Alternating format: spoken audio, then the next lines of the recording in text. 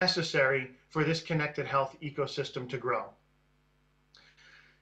If I take a few minutes to look forward and ask myself how companies in India, how healthcare systems in India, how healthcare systems and companies around the world can really take advantage of what I see happening in this connected health world. I think there are four important trends that you should be aware of. The first of them is what I call the commoditization of hardware.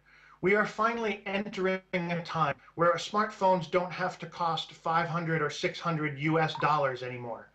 We're starting to see lower cost devices enter the market, which means this device, a very personal device, which is very important in the connected health ecosystem, is finally becoming more available and more accessible to more people around the globe.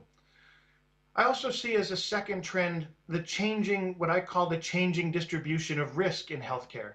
Here in the United States, certainly in areas of Europe, in areas of Asia, hospitals and healthcare systems are realizing that we cannot pay for all of the healthcare that we believe people deserve if we continue to deliver it at current cost structures. And so we're looking for new ways to deliver care to more people for less cost. And that requires people to think in new ways and to embrace new technologies.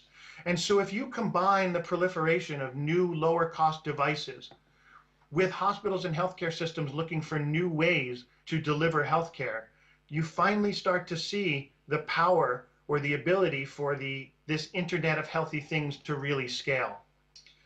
A third driver that I see right now and that I know companies around the globe can take care of is the increased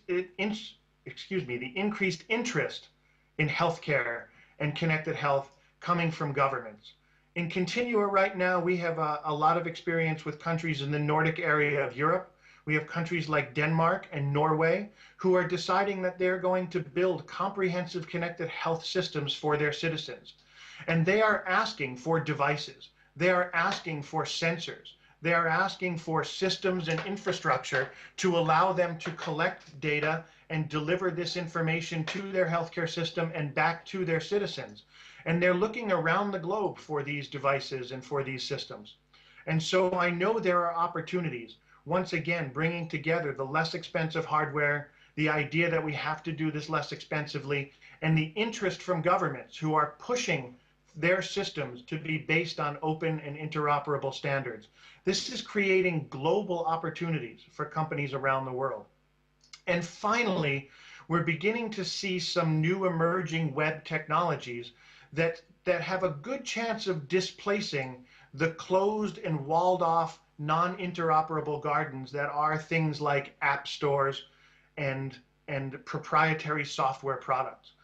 We've seen some open source components being put forth by companies like NTT Docomo in Japan, like Panasonic, that are allowing web-based systems, HTML5 based systems, to finally begin to control hardware that's attached to a smartphone. And this is a huge trend because it begins to take those very expensive companies out of the mix who are today excluding people from connecting to their systems. And it allows us to build more inclusive systems where web-based technologies with a very low cost to build and a very low barrier to entry can suddenly participate in these kinds of connected devices and can talk directly to the sensors without having to sign all sorts of complicated business agreements and all sorts of complicated contracts. And so what I see right now is a time where opportunity is before us. And I see global opportunity before us right now. And I see the chance for many nations who are beginning to build systems, either from individual hospitals on up to national size systems, to take the time to build these systems in a way that is open, that is interoperable, that will allow the ease of use, that will allow them to scale quickly and rapidly, and that will allow them to be built in cost-effective ways to best serve their citizens and to best deliver healthcare the way people need it, where they need it, and when they need it. And so I thank you all very much for coming together today and talking about these problems. I thank you very much for inviting me personally and for allowing Continua and the Personal Connected Health Alliance to be part of your conference today. And I cannot wait to hear about the exciting things that you talked about. And I'm sure Raj will be updating me soon. So thank you all very much for your time, and I hope it's a wonderful and fruitful day for you. Thanks, Rob. If anyone has questions for Rob, we'll be very happy to take a few questions. Anyone has questions on e-health or medical devices or connected health? Yeah. Hi Rob, this is Could, Akshay from Encore. So what I wanted to ask was, with Connected Health Alliance, are we talking about semantic interoperability between hardware and software platforms, or it's particularly between hardware systems talking to hardware systems and flushing into a single repository? yeah, I apologize. The audio was cutting in and out a little bit for me, but I believe you asked, are we talking about the semantic interoperability between either just software systems, just hardware systems, or crossing over between software and hardware systems? Is that correct? Yes, yes. Okay. So under the Continua reference architecture, we're really talking about all of that. And in many ways, that's what makes the architecture powerful, right? We bring together a variety of standards that deal at all levels of what would be the OSI object model, right? So we reference Bluetooth standards that talk about transport technologies and other types of transports, whether that's older technologies like USB and other radio technologies, all the way up to the semantic interoperability that allows the kind of big data analytics that we all hope that we can do this, referencing semantic libraries and talking about how we properly tag this data using either SNOMED or other codes. So the architecture really embraces the interoperability at all those levels, the plug and play transport level and network level for device to device connectivity, to the higher application level where we start talking about the kinds of metadata that are appended to the parameters that we collect and how we send them in between systems. Thanks, Rob. You have one more question, yeah. Hi Rob, this is Chandra Sen. I'm from Ministry of Health, Government of India. As you said, now the focus of the countries is to go towards more cost-effective system build-up. So for a country like India, which is vast in nature, in size of population also, which would be the good example to look at, which country case could be the good example to look at for particularly for this cost-effective way of implementing e-health system? So just to repeat that to make sure I heard it, I think you're asking what would be a good other country to look at as a reference for India as you begin to build out your connected health systems. Yes. Is that correct? Yes. All right. Well, I think India presents a few challenges that the countries who are farthest along in the other parts of the world right now don't have, right? Norway and Denmark are very fortunate in that they are small, they are compact, they are homogeneous, and they are geographically tiny compared to India, and they don't have quite the same rural urban differences across the country that India has. So right now, I think the closest analog would be a country like China. They're not quite as advanced as Norway and Denmark are now, but they are certainly beginning to build out systems around provincial government initiatives, either around Beijing or around Shanghai. And I think China shares the same sort of rural urban kind of characteristics that India might have. So they might be someone to watch, but they're not very far ahead at the moment. Right now, I think for the basic technology, the Nordic countries in Europe are leading the way. Probably Denmark's a little bit ahead of Norway, but Norway's very close, and Sweden will be coming behind them. So they're going to learn some lessons that will be applicable to any country. So I would certainly pay attention to them, but also, look and listen to see what might be coming out of China or a couple of other Asian countries, whether it's Korea or even Singapore, which again is very small and geographically different than India. But those are the countries where the most is happening right now. And I specifically did not say the United States because, to be honest with you, connected health systems here in the US are not being built on a national scale. They're being built by individual hospitals, and I'm not sure that's a model that most other countries want to follow. So I would say, even sitting here in Massachusetts today, probably don't do what we're doing right now, and we have a lot of learning to do from other places around the world. Thanks, Rob, for joining us. It's a pleasure to have you and interact with our people. Good night and have safe travels. I think you have a flight. Yeah, we'll connect back. I will be flying again soon. Yes, thank you very much. And good luck today, Raj, and I wish you a very good conference for all. Thank you. You're welcome. Thanks. Now we have Mr. Nikunj Bidal. He's an IAS. He's the Joint Secretary, Ministry of Health. He's going to shed light on the policies of the government. He's one of those rare people who is an action man. And we had a personal experience. He doesn't like that to be quoted, but I would like to quote. So, 6th of December, we were in Manila. We were talking about the Asia e-health information network. And we just asked, why can't India have it? So it was 6th December, and 6th January, the government issued an order to set up the iHealth, which is a reality. And he's a man of action. Okay. So, Mr. Dhal, it's yours. Okay, thank you.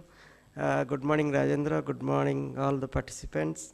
I will be speaking in about 10 to 15 minutes about what is really being done at the ministry level to promote e-health in India. Sorry, we notified the EHR standards in September 2013, and this was a really collaborative effort in the sense that basically the coordination work was done by FICCI, and FICCI could gather people from the government, people from the academics, people from the service provider sector, and all from various backgrounds. So e-health standards were notified. And then India now is planning to basically we are really thinking about establishing a national e-health authority. The National E-Health Authority will be basically the strategic policy making body at the national level for setting the standards, for promotion of the standards, and also to do a lot of other things like establishment of health information exchanges. Then it will also have a limited regulatory role in the sense that basically the hospitals, various systems are basically sharing the patient's health record as when it is required by another system. So this NEHA, the concept paper is in the public domain. In fact, we have invited comments until 10th of May, and we have received a large number of comments, in fact, including from WHO, including from various other organizations, and some state governments also have given their comments. It is in the MyGov platform also, so people have been encouraged to do that. And we want to establish National E-Health Authority by an act of the Parliament, so that it has the necessary basically statutory support as well as the teeth to do its job. And when I talk about the legislation, it will be an umbrella legislation on health data security and data privacy. In fact, we have already decided to write to 4 institutes, including like IIT Kharagpur, National Law University of India, Bangalore, basically to help us in drafting a legislation on privacy and confidentiality, security of health data, because you heard, Rob, that now wearable devices are now collecting our health information, and many people are like Rajiv Arogyasri. I think one of the participants worked in the conference earlier worked with Rajiv Arogyasri. They are collecting the health records of maybe millions of citizens. So what are they going to do with that? how that data is to be stored, how the confidentiality of the patient's health record has to be maintained. In fact, few days back when the Vice President Product Development of Google met me, I exactly told her the same thing. I told that we need a law before Google can really start collecting information of the citizens' health-related information to the Google Watch. So we are doing that. And then we believe in collaboration, as Rajendra told that. India became a member of the International Health Terminology Standards Development Organization with effect from April 2014.